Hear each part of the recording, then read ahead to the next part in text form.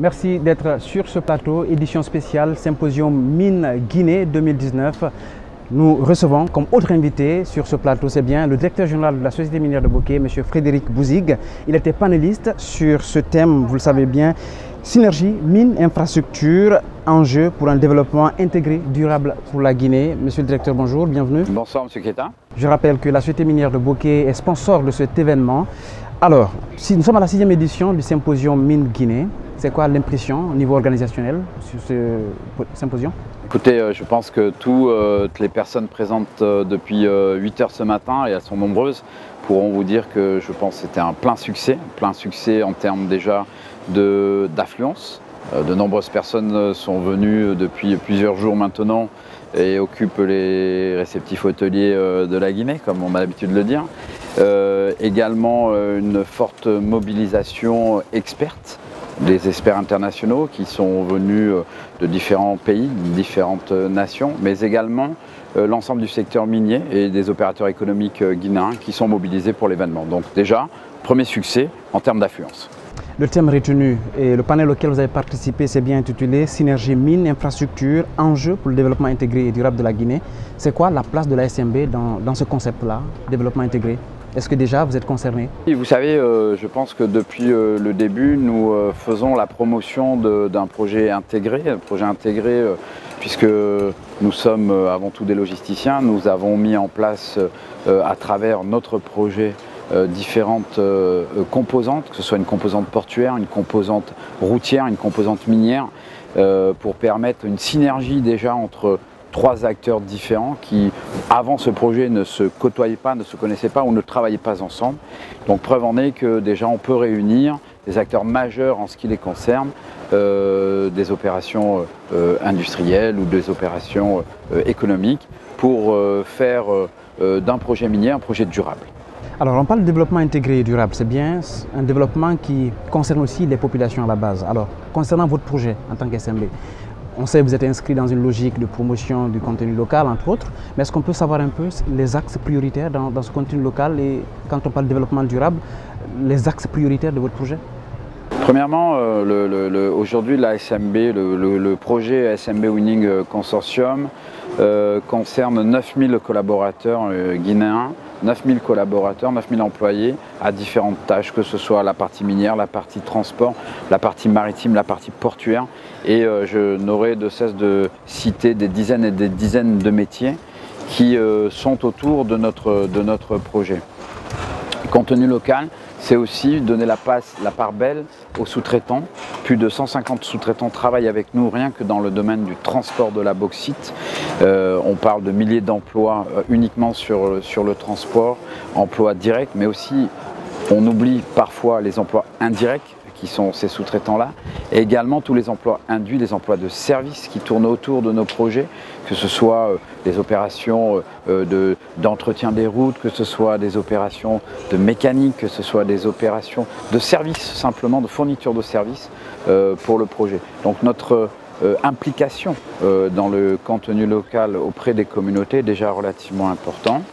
Ensuite, vous l'avez dit plusieurs fois, à plusieurs reprises, les communautés sont aussi un acteur important et majeur pour la réussite d'un projet. Je crois que même si les débuts ont été un peu poussifs et difficiles, aujourd'hui on peut être fort de dire et de montrer que la synergie qui existe entre notre projet et les communautés sont aussi une des clés de la réussite de la SMB. On va peut-être parler, bien entendu, des 3 milliards d'investissements annoncés dans le cadre du projet ferroviaire, entre autres, même l'industrialisation à travers la raffinerie. Mais avant, on sait aussi que depuis 2015, entre autres, la SMB est rentrée en activité. Elle a été, si vous voulez, le catalyseur de la production bauxite de notre pays. C'est quoi l'impact aujourd'hui, selon vous, ressenti par les populations locales et même au niveau économique pour l'État guinéen, parce qu'on parle de développement? Deux choses. La première, c'est que d'un point de vue administratif, gouvernemental, national, l'impact d'un projet comme le nôtre se chiffre en centaines de millions de dollars. Je disais tantôt, de par les emplois qu'elle génère, de par les salaires qui sont payés, de par les charges qui sont payées, les cotisations qui sont payées, les droits et les taxes qui sont payés aussi à l'État guinéen, les taxes sur l'extraction, les taxes sur l'exportation, les taxes au cordon douanier. On a évalué à plus de 400 millions de dollars notre impact dans l'économie guinéenne en 2017 et aux alentours de 650 millions de dollars en 2018. Donc c'est un impact suffisamment fort dans l'économie guinéenne. Effectivement, 40 millions de tonnes exportées en 2018 se transcrit immédiatement par des chiffres conséquents. L'autre impact, il est, comme vous l'avez dit, un impact auprès des communautés.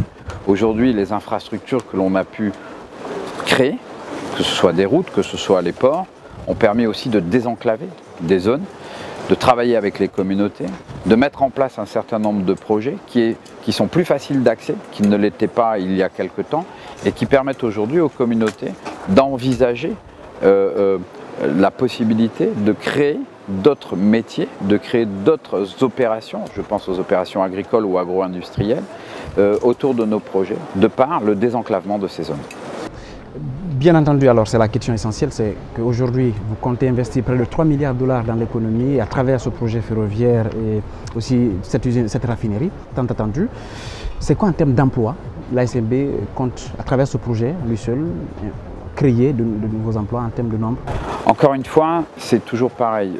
Vont se créer une multitude d'emplois, non pas uniquement à travers le projet ferroviaire ou le projet de raffinerie, mais à travers l'ensemble des dispositions qui seront prises pour permettre la réalisation d'un corridor de croissance économique. Je m'explique. Lorsque vous créez un train, effectivement, vous mobilisez déjà des milliers de personnes pour la construction de ce train. Nous allons construire un train 135 km pour un coût avoisinant les 1,2 milliard.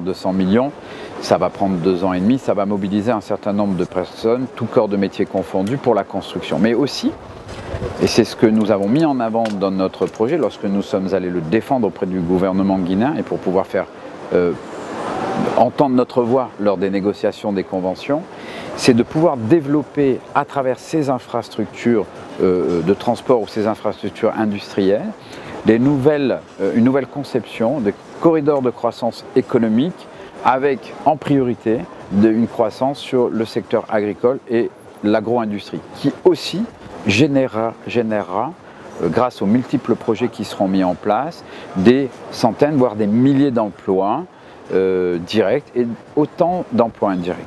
Alors, quand on parle de cette thématique, alors développement durable intégré, c'est bien aussi la législation. Est-ce qu'en tant qu'SMB, vous pensez que l'État aujourd'hui est à cheval pour réussir à vous donner un cadre idéal d'investissement? Parce que le symposium c'est aussi promotionnel, est-ce que vous pensez que la Guinée devient ce pays vraiment d'investissement majeur et vous sentez bien? Il est indéniable. Cette sixième édition du forum vous montre à suffisance l'intérêt que porte l'international sur la Guinée. J'étais il y a quelques semaines dans un événement international à Miami où les experts internationaux se posent la question comment approvisionner le marché en bauxite dans l'année 2019 et dans les prochaines années à venir, compte tenu de la forte demande de cette matière première pour l'aluminium. D'une voix unanime, ces experts se penchent sur la Guinée. Donc il y a une opportunité aujourd'hui pour les investisseurs, les opérations minières, de venir en Guinée et travailler. Travailler dans un cadre que l'on connaît, un cadre qui a, depuis ces dernières années, évolué, favorablement évolué, un doing business qui est présent, une justice aussi qui est beaucoup plus transparente, ça a été rappelé plusieurs fois.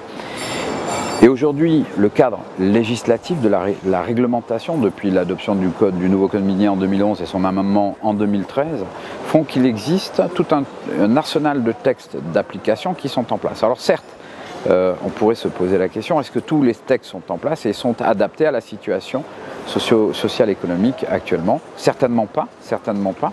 On est encore en déficit, mais je crois qu'on a franchi le plus dur, on a passé le cap le plus important, qui était de passer de pas grand-chose à ce que l'on est aujourd'hui, atteindre notre point de croisière, avec l'arsenal qui est à notre disposition. Alors, la dernière question, vous évoluez à Bokeh, il y a assez de pression populaire en termes de réclamation de population. La SMB est quelquefois interpellée par les populations. C'est quoi le message que vous avez à leur adresser à partir de ce symposium? Je crois qu'il faut continuer à être confiant. Il faut être confiant dans les opérations minières, les opérations industrielles qui viennent dans les régions, que ce soit la région de Bokeh, que ce soit dans les autres régions. Il faut donner la chance aux opérateurs industriels et aux investisseurs de pouvoir venir mettre en route les projets. Tout ne se fait pas en un claquement de doigts ou en un coup de baguette magique.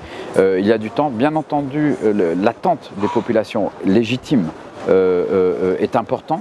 Nous venons, nous, opérateurs industriels, vous l'avez rappelé, avec des millions et des milliards de dollars pour faire nos opérations commerciales, pendant que la population est en attente d'un certain nombre de structures de base. Donc je crois que la patience, la connaissance qu'on peut avoir les uns des autres, c'est une clé de la réussite. Il faut que les populations continuent à soutenir les projets miniers. Nous continuerons, nous, à avoir la confiance et à investir dans des infrastructures pour permettre cette synergie entre nous et les populations, mais aussi, et c'est le message que j'ai fait passer tout à l'heure, je crois que chacun joue sa partition, que chacun prenne ses responsabilités, le secteur minier, les communautés, mais aussi l'État. Mais aussi l'État, c'était donc avec le directeur général de la Société minière de Bokeh, M. Frédéric Bouzig, l'invité de ce plateau spécial dédié au Symposium Mine Guinée 2019. Merci à vous de nous avoir suivis. Portez-vous bien, au revoir.